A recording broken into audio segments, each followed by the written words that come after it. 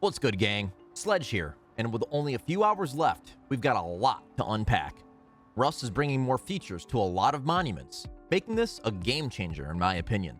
The main changes revolve around the power plant, which allows a new interaction that will power the entire island. There are now 2 depot panels for the new heavy fuses being introduced to the game. Each heavy fuse lasts around 3 hours and cannot be removed upon placing. Any team or player can contribute to these panels to help power on items across the map.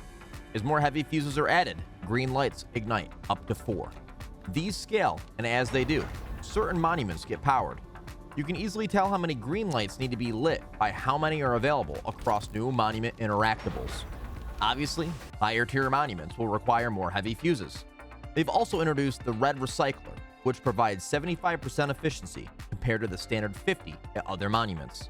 This recycler requires all 18 heavy fuses to power. Also, by powering the plant, regular recycles will be boosted up to 60% instead of 50. If you're ever approaching a power plant, you'll know the world is being powered, as smoke will be released from the tower within the plant. When powered, a lot of monuments will be different. But let's hit the roads first. On some electrical posts, you'll see a transformer. You'll be able to climb these posts like a ladder and access up to 30 power from the 6 total ports. The total power is based on how many heavy fuses are inputted, not the 4 green lights on the panels at the plant. These work like a splitter. So, connecting just one of the 6 ports will collect all 30 power. If you use 2, then it's 15 each, and so on, down to 5 power each if all 6 ports are being used. Only the owner of connections can disconnect these lines, so either raid these bases or find a new post.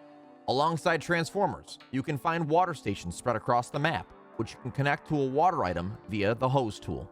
You'll shortly realize you cannot gain water without pumping some first. There's an easy fix for this. You simply visit the water treatment plant with 2 gears. Go to the top of the jump puzzle as well as find the crank wheel between scroll wheel building in the blue card room.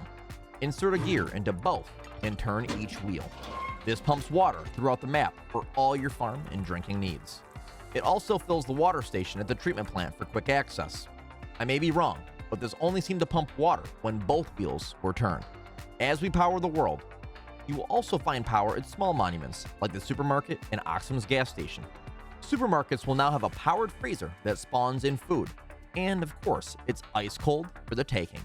At Oxum's, you can finally control the car lift by simply toggling a switch on the side of the garage and using this lift as you would any.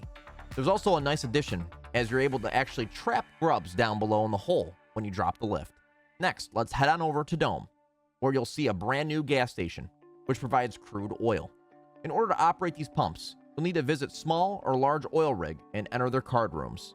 There's a bit of a guide above each switch on the steps needed to run the pumps at Dome. But to save you the questions, power on the power plant, then toggle these switches, and then via the hose tool, connect the gas pump to a vehicle with a tank on the back over at Dome. If you toggle on small oil switch, you get a 0.5 rate on the pumpage.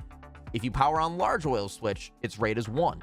If you do both, crazy enough, you get 1.5 on the pump rate. That's a lot of pumping. When visiting Airfield, you can do a bit of speeding up when it comes to Chinook and the world's airdrop rate.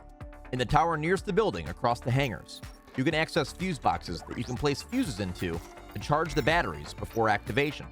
Once charged, you'll be able to activate either or by pressing the button at the panel. It seems if you place 1 fuse in, it'll charge the airdrop option, and if you place 2 in, it charges Chinook, so the choice is yours. It's worth noting you'll likely need a handful of fuses in order to charge these events. I didn't wait around to find out how many. I'll let you figure that part out. And lastly, the big boy from outer space, the satellite crash. At a new control panel in the control room within the launch site, you must submit 1 aiming module to operate the computer when it's fully powered via the plant. You'll see a menu screen with choices on a satellite to crash, with some other tidbits of info on each. Once a satellite is selected, you can use thrust to navigate the location of the crash. When you initiate this process, expect to wait 10 minutes for the satellite to break through the atmosphere, with a timer displayed on the screen in front of you. Each crash has a cooldown of around 45 minutes, so don't expect to crash several of these all at once. Just like a helicopter crash, you need to wait for the fires to die down, and then the loot is yours for the taking, as well as the high-quality metal you can salvage from the wreck itself. Here's the loot I got after recycling the thrusters along with the loot within the crash site. All in all, there's a lot coming to this update, and I'm sure plenty will change, but I hope it was helpful. And if it was, be sure to subscribe to the channel for more Rust content, and join the Discord via description, and we can hang out or possibly run a wipe together. Now, get to the power plant and power this island. Happy rusting, my friends, and I'll see you on the next one.